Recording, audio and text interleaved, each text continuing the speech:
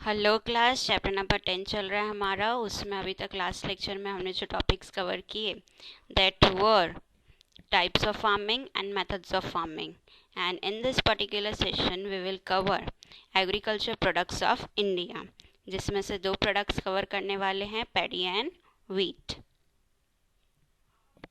Agriculture products of India according to the seasons, हमारे जो crops India में grow होते हैं उन्हें तीन कैटेगरीज में डिवाइड किया जाता है। First one is kharif crops that are monsoon crops. तो क्रॉप्स जो कि मानसून सीजन में, रेनी सीजन में ग्रो किए जाते हैं, दे आर खरीफ क्रॉप्स। उनका जो टाइम ड्यूरेशन होता है that is from June July to October November. Monsoon climate जब होता है at that time this particular crops are grown. इसमें जो ज़्यादातर क्रॉप्स ग्रो किए जाते हैं दैट इज पैडी, मेज, जवार, मिलेट, कॉटन, तिल, groundnut, moong, mut. These are all kharif crops. Then next one is rabi crops, जो विंटर में ग्रो होते हैं। जो विंटर में ग्रो होने वाले क्रॉप्स हुए वो कौन से क्रॉप्स हुए? राबी क्रॉप्स। मानसून में ग्रो होने वाले कौन से क्रॉप्स हुए? खरीफ क्रॉप्स। इनका जो टाइम ड्यूरेशन होता है that is from October November to March April.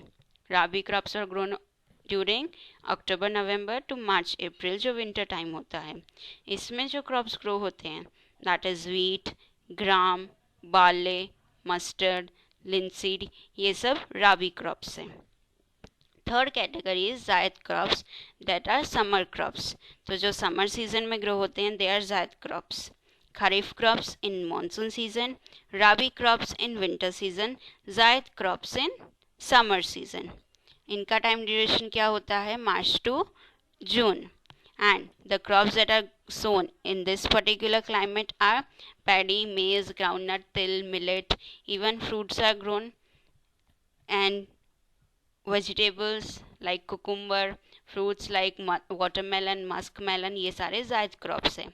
So kharif crops monsoon crops, rabi crops winter crops, zaid crops summer crops. Kharif crops का टाइम ड्यूरेशन होता है June July to October November. Rabi crops का time duration होता है अक्टूबर November to March अप्रैल। जायद crops का time duration होता है March to June. That particular bifurcation was according to the season.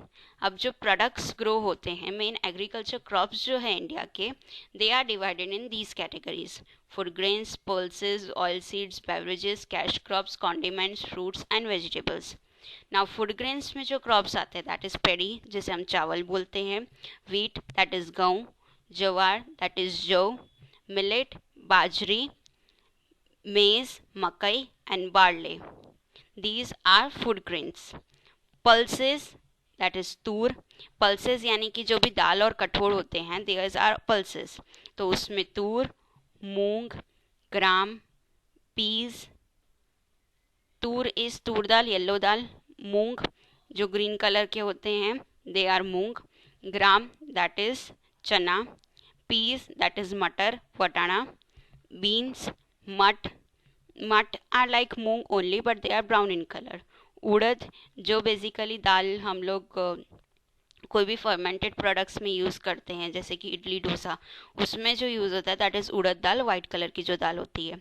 And Lentin that is मसूर की दाल। देन ऑयल सीड्स जिनसे तेल बनता है, तो ग्राउंडनट, तिल, soybean, castor, mustard that is राई, सनफ्लावर, कोकोनट एंड लिंसीड जिसको अलसी भी बोला जाता है।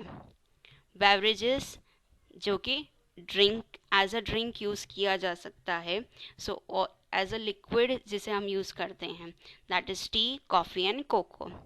Cash crops are those crops particularly जो कमर्शियल पर्पज़ के लिए यूज़ होते हैं, यानी कि उनका कंजम्पशन डायरेक्टली नहीं किया जा सकता है।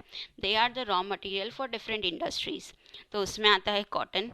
Cotton is used in both for the production of oil also and for textile industry also.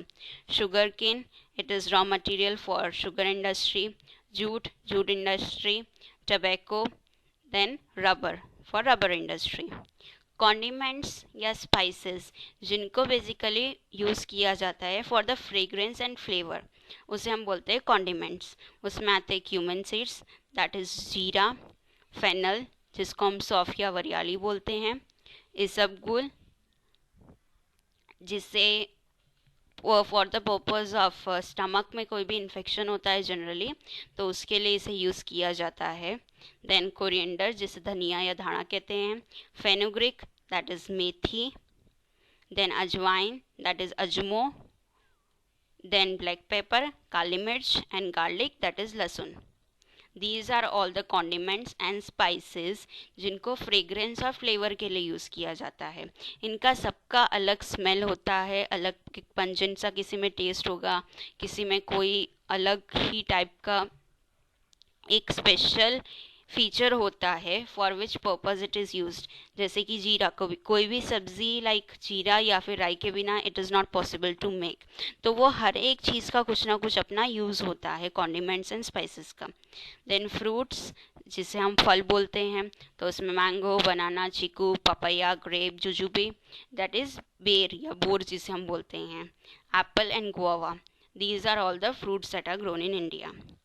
इसके अलावा वेजिटेबल्स में potato, bataka, brinjal that is ringan, onion, pyaj, bottle gourd, dudhi, turiya that is ridge gourd, ladies finger, bhindi, cabbage, कोबी, cauliflower and spinach. These are all the vegetables that are grown in India. इसके अलावा बहुत सारे हैं, this is just a small list कि ये type के major crops India में ग्रो होते हैं। Now these are all the pulses for the reference point of view with figures. This is yellow moong dal, then chana dal, masoor ki dal, then moong dal, urad ki dal, urad ki white dal. This is with छिलका and this is without cover. This is red beans जिसे हम राजमा भी बोलते हैं, काबुली चना जिसे छोले भी बोला जाता है, मूंग, तूर दाल, तुअर की दाल, सोयाबीन जिसका तेल बनता है, and moth beans. So these are all the pulses. Food grains की अगर हम बात करें तो इंडिया का जो टोटल कल्टीवेशन है उसमें से 75% एरिया जो है वो ग्रेन्स में कल्टीवेट होता है, ग्रेन्स कल्टीवेशन उस पर किया जाता है।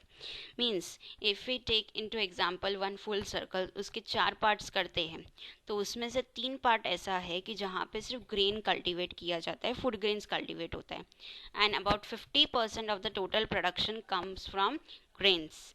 इसमें मेजर फूड ग्रेन जो है सबसे पहले that is paddy, that is rice, chawal. Paddy is one of the most important crop. Paddy एक बहुत ही इम्पॉर्टेंट क्रॉप है। This is the actual seeds of paddy, जो यानी कि कटाई के बाद में जो सीड्स होते हैं, दीज आर दोज, और जिनको पॉलिश और फर्निश करने के बाद में ऐसे चावल हमें मिलते हैं। ठीक है। So, a large majority of the world and about half of the population of India uses rice. Almost half of the population of India चावल को यूज़ करती है, कंज्यूम करती है। लाइक साउथ में अगर हम देखें तो उनकी ऑलमोस्ट डिशेस जो है वो चावल से बनती है। India stand second in the world after China in paddy production. चावल के प्रोडक्शन में इंडिया का रैंक सेकेंड आता है और फर्स्ट कौन है? China. Paddy is sown over 1/4 of the total area sown. जितने एरिया में हम प्रोडक्शन कर रहे हैं उसमें से 1/4 में पैडी का सोइंग होता है। दैट मीन्स कि अगर suppose this much area is for total cultivation, तो उसमें से ये जो पूरा एक भाग है, this particular 1 part is just for paddy, यानी इतने एरिया में सिर्फ और सिर्फ पैडी ग्रो किया जाता है। Paddy is crop of torrid zone. Torrid zone का क्रॉप है ये, यानी कि दिस पर्टिकुलर जोन जो है ये वाला, जहाँ पे इंडिया का साउथ वाला रीजन आता है, that is for paddy cultivation, suitable for paddy cultivation. Hot and humid climate, कैसा क्लाइमेट चाहिए पैडी को? Hot and humid. Minimum temperature 20 degree Celsius होना चाहिए, इससे कम में, यानी कि अगर 16-15 डिग्री टेम्परेचर है, इतनी ठंडी में पैडी को ग्रो नहीं किया जा सकता है। Fertile alluvial soil is required for paddy. More than 100 centimeter of rainfall are necessary for more production, अगर ज़्यादा प्रोडक्शन चाहिए तो more than 100 centimetre of rainfall की ज़रूरत पड़ती है। बट इन फ्यू एरियाज़ जहाँ पे इतना रेनफॉल नहीं भी है तो भी वहाँ पे इरिगेशन टेक्निक के थ्रू पैडी का कल्टीवेशन किया जाता है। जैसे the region having less rainfall in Punjab, Haryana, Uttar Pradesh, वहाँ पे इनका कल्टीवेशन इरिगेशन के थ्रू होता है। More human labour is necessary for paddy cultivation. जैसे कुछ क्रॉप्स होते हैं जो इजीली कटाई जिनकी हो जाती है और कुछ क्रॉप्स होते हैं जिनको ह्यूमन लेबर ज़्यादा चाहिए होता है, तो पैडी इज़ अमॉन्ग देम जिनको ह्यूमन लेबर की ज़्यादा ज़रूरत पड़ती है। वेस्ट बंगाल, तमिलनाडु, आंध्र प्रदेश, तेलंगाना, बिहार, उड़ीसा, ये कुछ ऐसे स्टेट्स हैं जहाँ पे पैडी का कल्टीवेशन ज़्यादा होता है। These are the major paddy producing states in India. West Bengal, Tamil Nadu, Andhra Pradesh, Telangana, Bihar and Orissa. Okay, so paddy के कॉन्टेक्स्ट में जो मेन पॉइंट्स हमने अभी तक में देखे, that is what it is sown in the 1/4 area of in 1/4 of total area. Then it is a crop of torrid zone, hot and humid climate, minimum temperature 20 degrees Celsius, fertile alluvial soil and 100 centimeter of rainfall. The crop is taken 2 or 3 times in West Bengal, Uttar Pradesh, Bihar, Orissa. इन सब जगहों पे ऐसा है कि crop 2 से 3 बार in the year grow किए जा सकते हैं because of the rivers being perennial over there. In Gujarat, paddy is grown in Surat, Tapi, Panchmahal, Ahmedabad, Kheda, Anand, Valsad districts. Paddy requires more water. चावल को उगने के लिए ज़्यादा पानी की ज़रूरत पड़ती है। ऑलमोस्ट इनके क्रॉप्स जो है वो पानी के नीचे ही उगते हैं। But instead of keeping the paddy fields fully under the water, कहीं कहीं पे it is grown by irrigating through sprinklers using less water, ताकि पानी का कम यूसेज हो, कम यहाँ पे इनको पानी जो है वो पूरा छलाछल ना रखकर वो लोग क्या करते हैं, as such is require more water, तो स्प्रिंकलर्स, ताकि कंटिन्यूस वाटर फ्लो होता रहे और कम पानी यूज हो। Next is wheat. Wheat is the second important crop of our country after paddy. सबसे ज़्यादा कौन सा क्रॉप कंज्यूम होता है? Paddy, and then second one is wheat. Wheat is grown over 1/3 area of arable land of our country. Total land में से 1/3 में wheat grow किया जाता है. It is substantial food of the people of North West India. South में ज़्यादा क्या consume करते हैं? पैडी, और नॉर्थ वेस्ट में ज़्यादा क्या यूज़ होता है? गेहूँ, wheat. Wheat is rabi crop of temperate zone. Paddy कौन से जोन में होता था? टॉरिड जोन में. एंड वीट किस में होता है? टेम्परेट जोन में. इट रिक्वायर्स ब्लैक और fertile loamy soil. More than 75 centimetre of annual rainfall की ज़रूरत पड़ती है इसको. Wheat can be grown in the region of lesser rainfall with irrigation. जहाँ पे बारिश कम होती है वहाँ पे इरिगेशन के थ्रू ये ग्रो किया जाता है. Wheat can not be grown in the area receiving more than 100 centimetre of rainfall.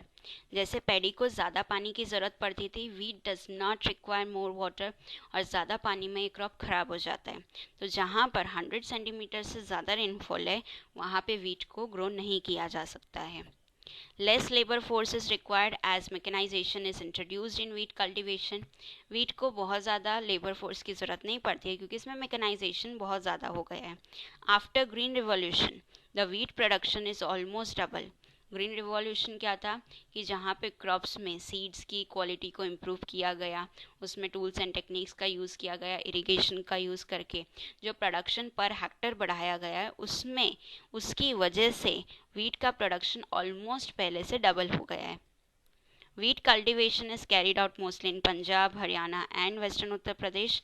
ये जो नॉर्दर्न प्लेन्स वाला एरिया है वहाँ पे व्हीट का कल्टिवेशन सबसे ज़्यादा होता है. These states contribute about 2/3 of the total national production. पूरे कंट्री में जितना प्रोडक्शन होता है उसमें से 2/3 सिर्फ इन 3 जगह से हो जाता है. As there is irrigation facility in these states, there is more per hectare production. यहाँ पे irrigation facility अच्छी है इन states में, इसीलिए per hectare production ज़्यादा होता है. Due to the canal water in Punjab, there is abundant wheat production. और पंजाब में तो कैनल वाटर का भी बहुत ज़्यादा यूज़ किया जाता है, तो वीट का प्रोडक्शन अबंडेंट होता है, बहुत ज़्यादा होता है. And that is why Punjab is also called the wheat bowl of India. Punjab को क्या बोलते हैं? Wheat bowl of India, because it produces maximum amount of wheat in the whole country. Wheat is also produced in the states of Madhya Pradesh, Rajasthan, Gujarat, Maharashtra, West Bengal.